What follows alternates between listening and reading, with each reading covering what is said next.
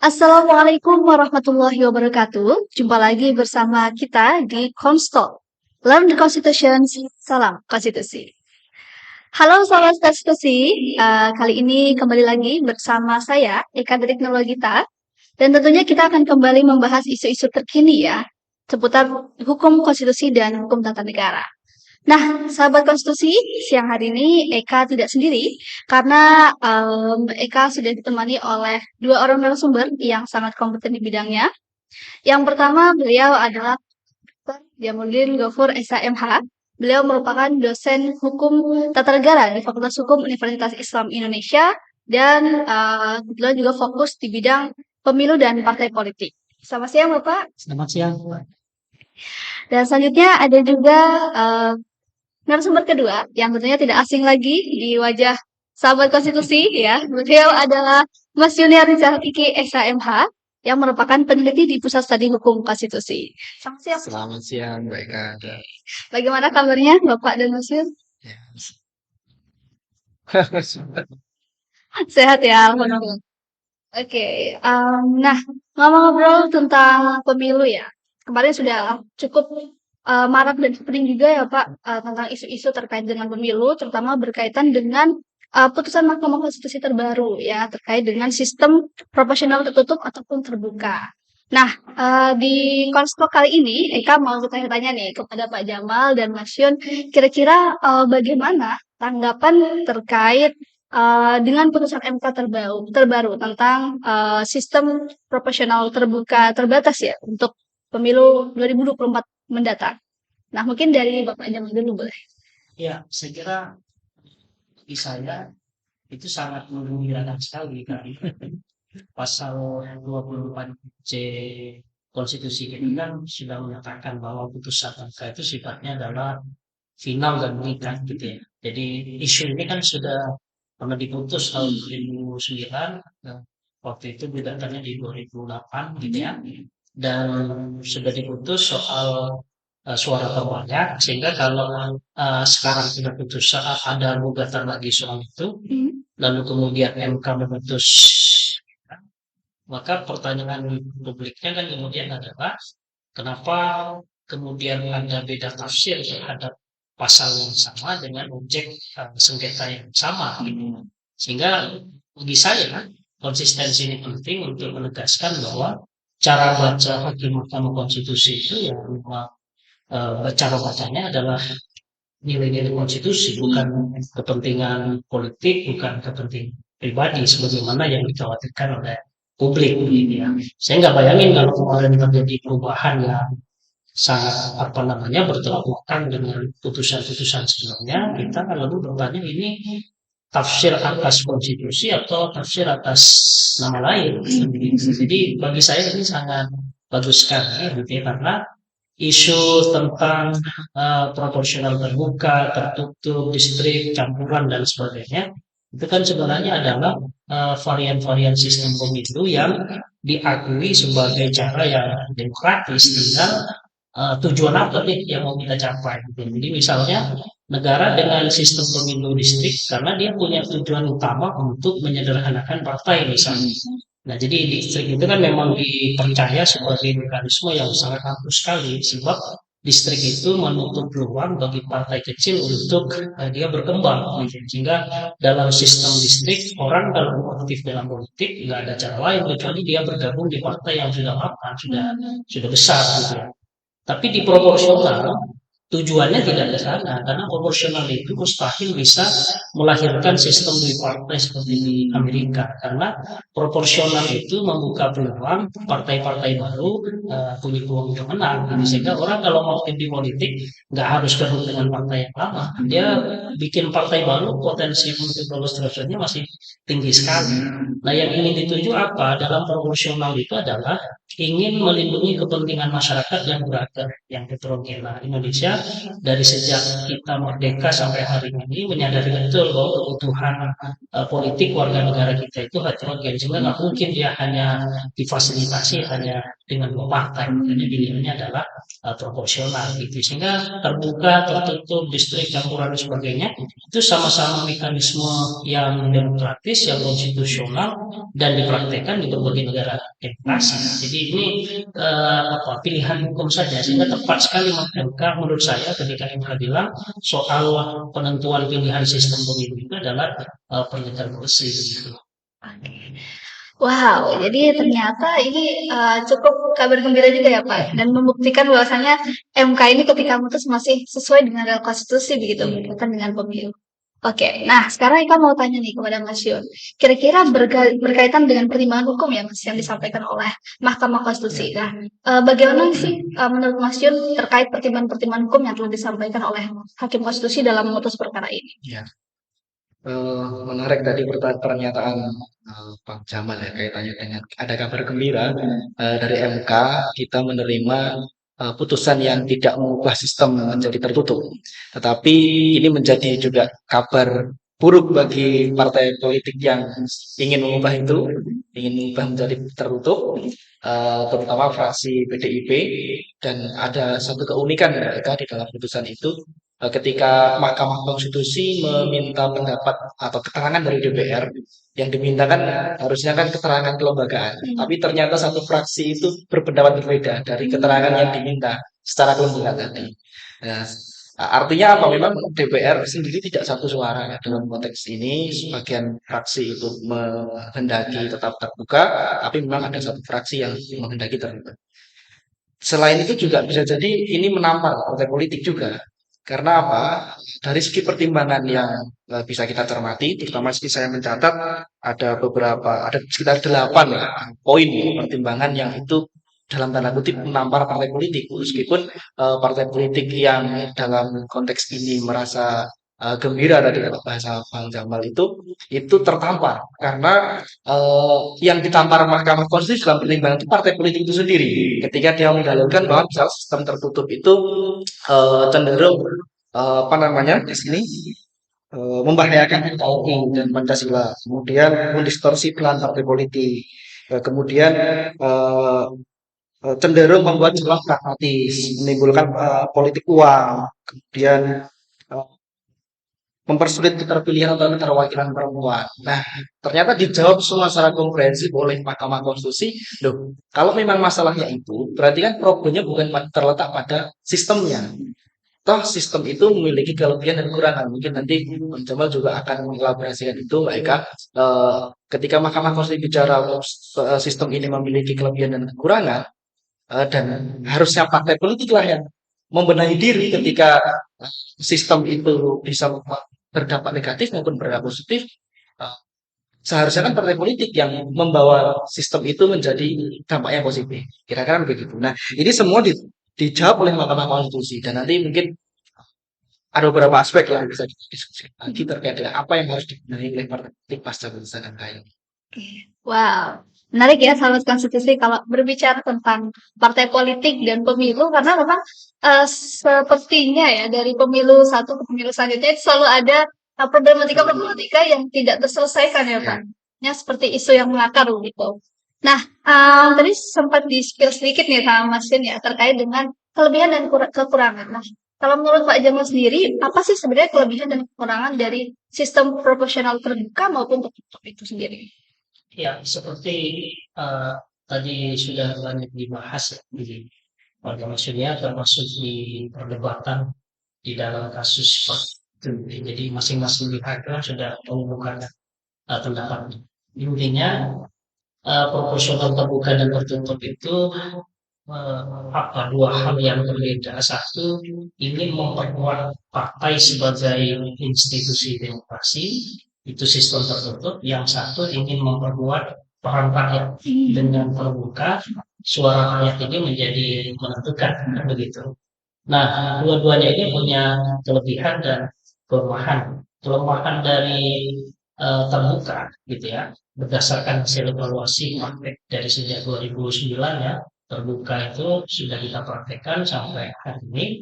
Itu kan adalah banyak caleg-caleg yang kemudian basisnya itu hanya sekedar populer, ya, sekedar dia terkenal, karena memang peran partai kemudian tidak terlalu signifikan dalam menentukan.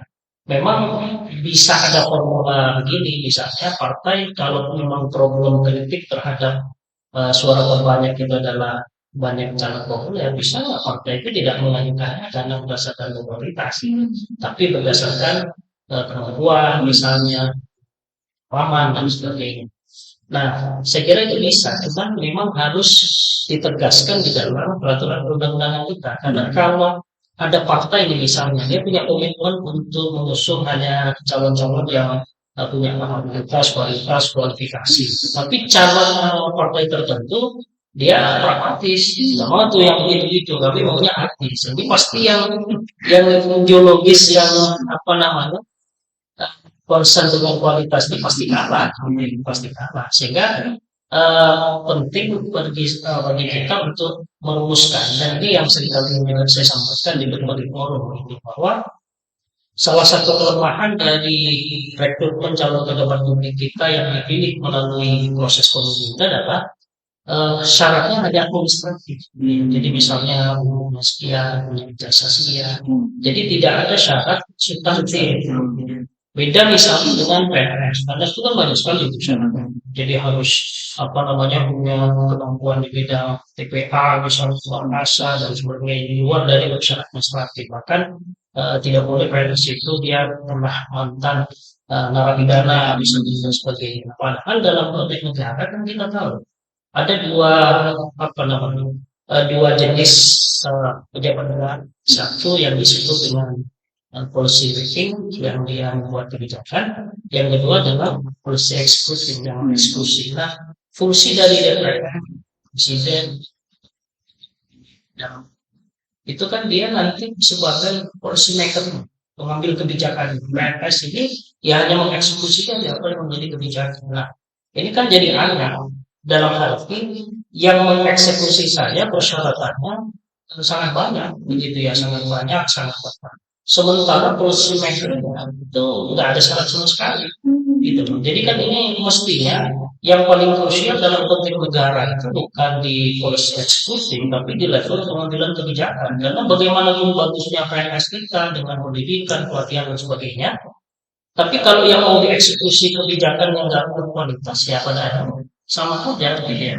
Nah, jadi ke depan perlulah menurut saya pejabat negara yang kita pilih melalui pemilu itu ada kualifikasi gitu. Makanya kenapa dulu misalnya Aristoteles itu tidak setuju dengan demokrasi, karena dia bilang ya dengan demokrasi itu bahkan maling, siap-siap kita pilih sebagai negara. Nah, ini sebenarnya kritikan dalam oke, nggak apa-apa demokrasi, tapi tolong dong kasih agar yang masuk parlemen ini dalam tanda kutip maling lah, ya kan?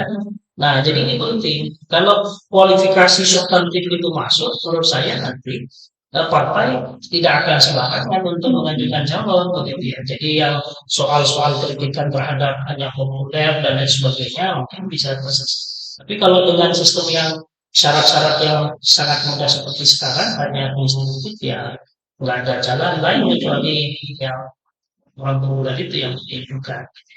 Itu kelemahannya. Kelebihannya ya tadi terbuka itu memberi peran kepada rakyat sangat besar, begitu ya, karena suaranya menjadi sangat berharga. Proporsional tertutup itu kebalikannya. Rakyat tidak terlalu banyak berperan karena suaranya hanya menjadi perantara, sementara yang menentukan akhir itu adalah partai politik. Tapi dia bagusnya bisa mendorong terhadap pelembagaan partai politik dalam arti, tapi dengan syarat partainya itu bagus ini. Kalau selama ini kita punya keluhan terhadap kualitas dari calon kita, itu calon pejabat publik kita, gitu ya. Dengan sistem tertutup itu sebenarnya partai ini punya kuasa untuk hanya menempatkan orang-orang berkualitas di nomor menjadi ya nomor 1, 2, dan 3.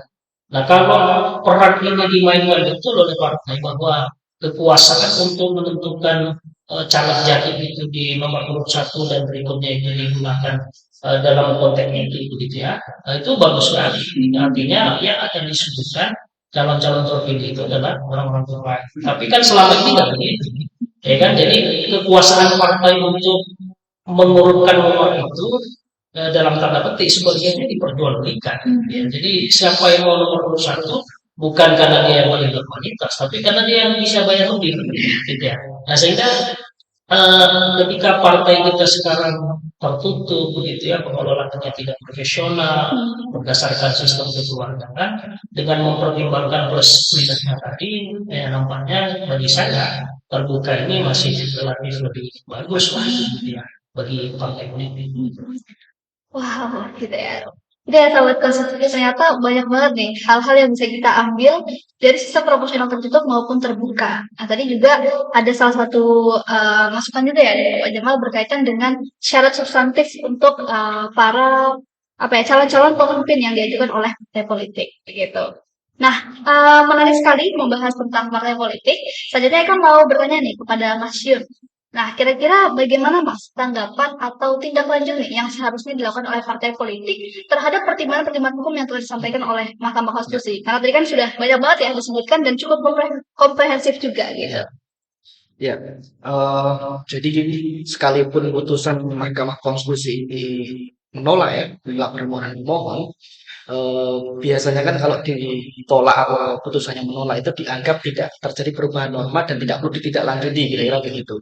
Kadang-kadang kan menganggapnya begitu, terutama DPR maupun pemerintah tes ini. Bahkan mungkin publik kita sekalipun kadang-kadang menganggap oh tolak ya sudah selesai, kita terbuka ya sudah selesai. Tapi ternyata tidak. Di dalam pertimbangan putusan Mahkamah Konstitusi kalau kita baca, terutama di pertimbangan hukumnya, itu memang banyak sekali saran-saran, arahan, kalau biasa kita sebut sebagai politik hukum yudisial, kenapa kemudian Mahkamah Konstitusi itu memang menolak perubahan sistem tertutup itu memang berdasarkan alasan-alasan yang rasional, berdasarkan metode penafsiran yang juga sesuai dengan metode.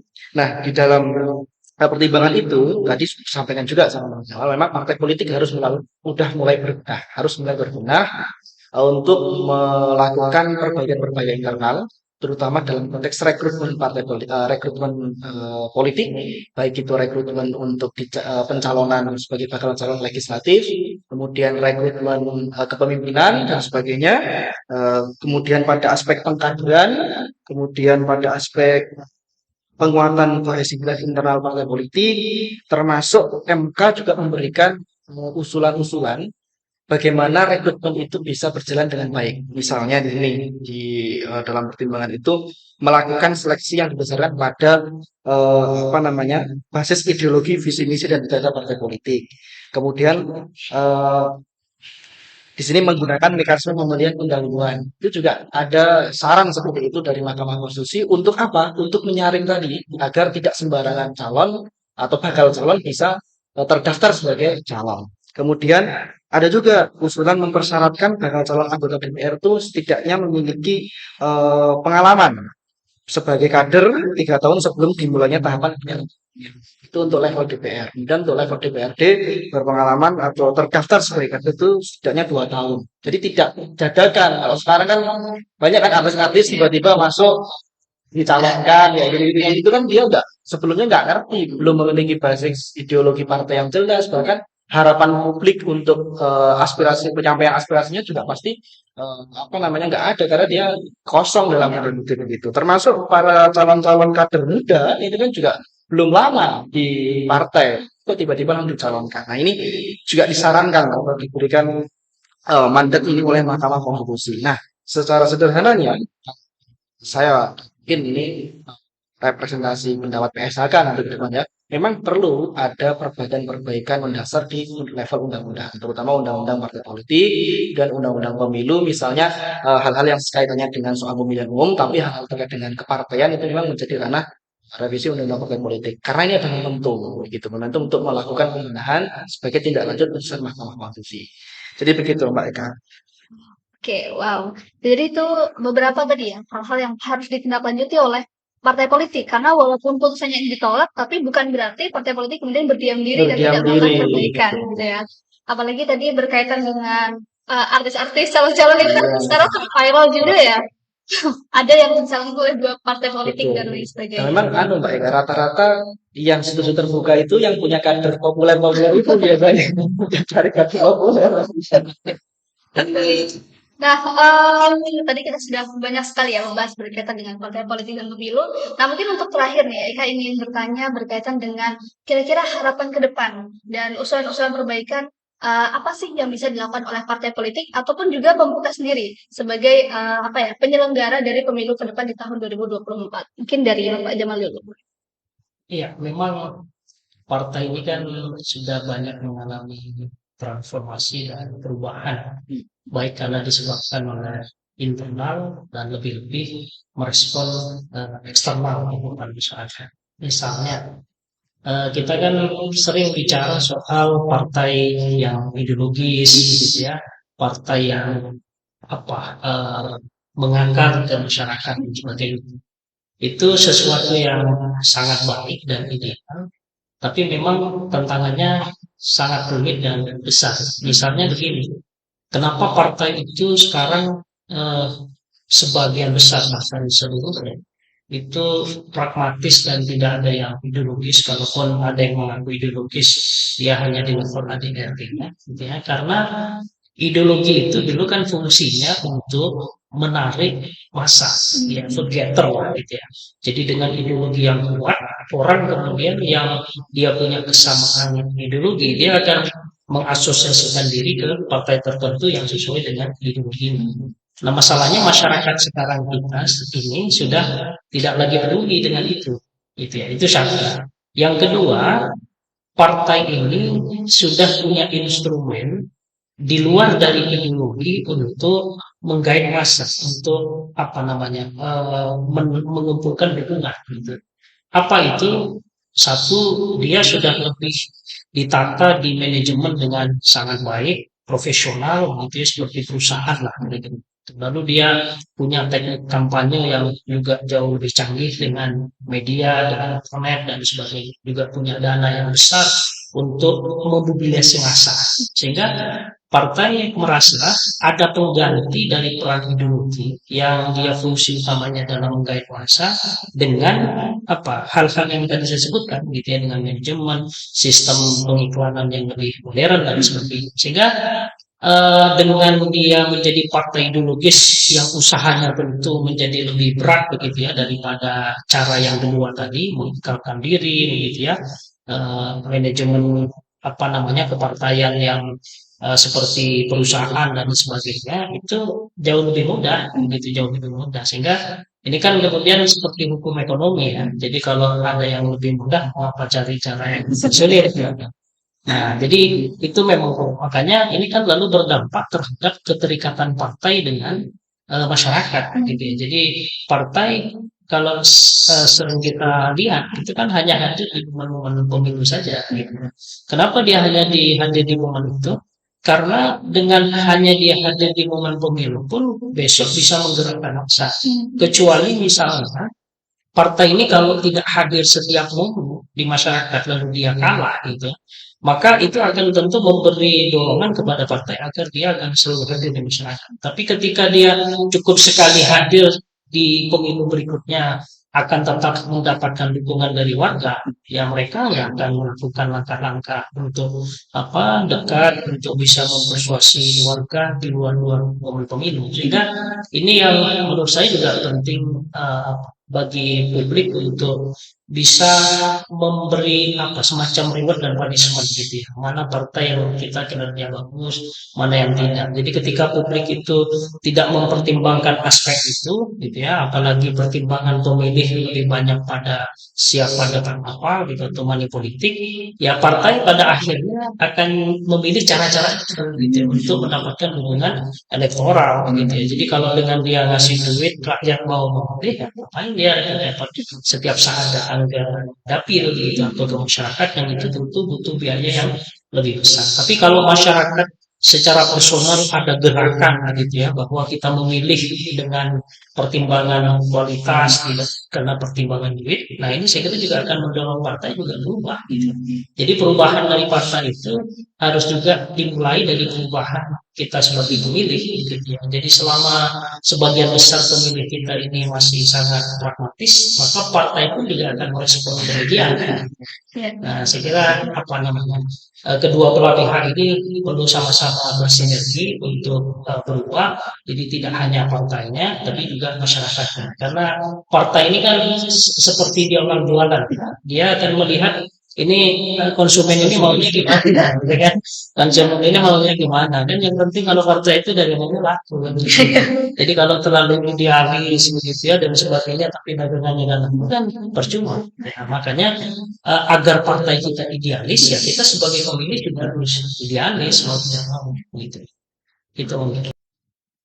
Nah, itu ya sahabat konstitusi. Jadi ternyata perbaikan partai politik itu tidak hanya berasal dari partai politiknya sendiri, tapi juga kita sebagai masyarakat ya juga harus mulai membenahi diri dan mungkin juga mengkritisi ya kebijakan yang diambil oleh pemerintah maupun partai politik itu juga gitu. Nah, selanjutnya dari Mas Syam nih, kira-kira harapan dan usulan perbaikan apa sih yang bisa ditawarkan untuk pemilu 2024 mendatang? Bicara soal pertimbangan putusan MK, maka mungkin saya menegaskan ya apa yang dikatakan oleh Konstitusi dalam putusan itu terkait penyelenggaraan pemilu dan terutama soal kewarganegaraan. Nah, di dalam pertimbangan Mahkamah Konstitusi itu MK menyatakan begini, jadi perlu ada perbaikan dan penyempurnaan pada aspek penyelenggaraan pemilu itu banyak hal yang harus dilakukan. Pertama misalnya sistem kepartean, kemudian budaya politik tadi disinggung juga oleh pertama bagaimana masyarakat juga harus mewarnai kesadaran dalam pemilu, kemudian hak dan kebebasan berekspresi, menggunakan pendapat, memajukan ideologi, kaderisasi, sampai soal bagaimana menyalurkan aspirasi itu kepada proses penyelenggaraan negara.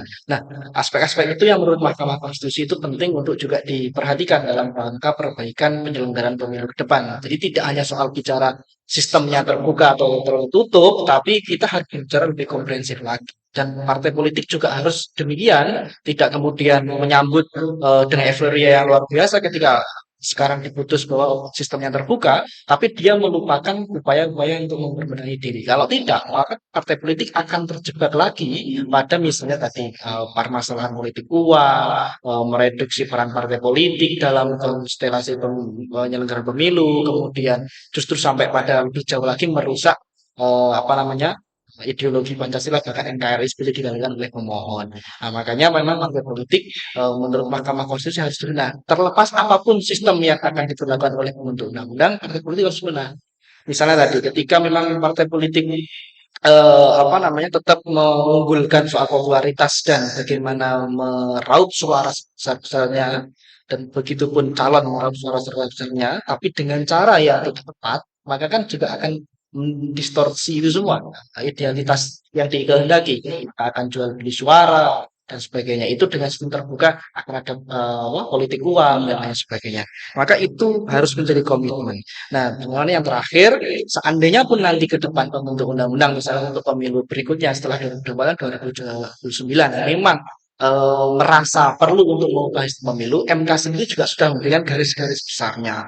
Misalnya tidak terlalu sering mengubah sistem. Bahkan sering disampaikan oleh Bang Jamal itu kan Amerika itu kan sampai sekarang ini kan sistemnya baku gitu kan, konsisten gitu terus. Kalau kita ini setiap mau pemilu kan berubah sistem ya, gitu kan. Nanti apa yang diubah dan sebagainya. Nah, memang dari segi demokrasinya kan memang belum semapan Amerika. Amerika sekalipun pemilihan presidennya itu kan tidak secara langsung lewat electoral college, sampai sekarang dia konsisten, nggak akan mengubah secara langsung kayak di Indonesia. Misalnya kayak gitu-gitu. Jadi kemapanan sistem itu penting, maka bisa biar mudah evaluasinya. Kalau misalnya nggak mapan sistemnya, misalnya ini dinilai buruk, belum selesai dievaluasi dan ganti sistem kan kita mulai dari nol lagi kira-kira gitulah. Jadi memang MK juga menghendaki tidak sering melakukan perubahan sistem. Kalaupun memang mau mengubah terpaksa ya harus diubah sistemnya ya. Jangan mendekati pemilu mau diselenggarakan. Harus ada waktu untuk melakukan simulasi dan lain sebagainya.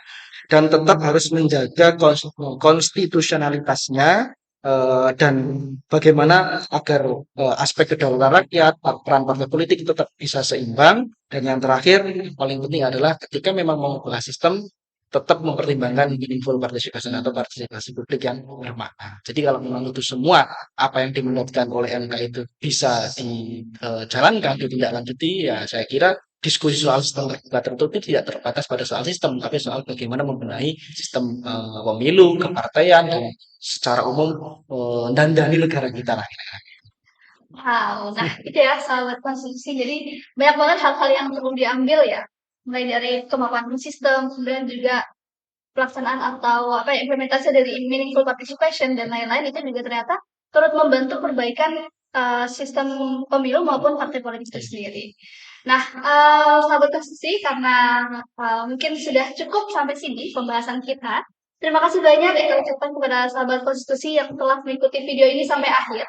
Jangan lupa untuk terus like, subscribe, comment, and share. Karena tentu Konstock selanjutnya akan datang dengan episode-episode menarik dan juga isu-isu terkini. Nah, mungkin itu dari kami. Eka pamit. Wassalamualaikum warahmatullahi wabarakatuh. Waalaikumsalam.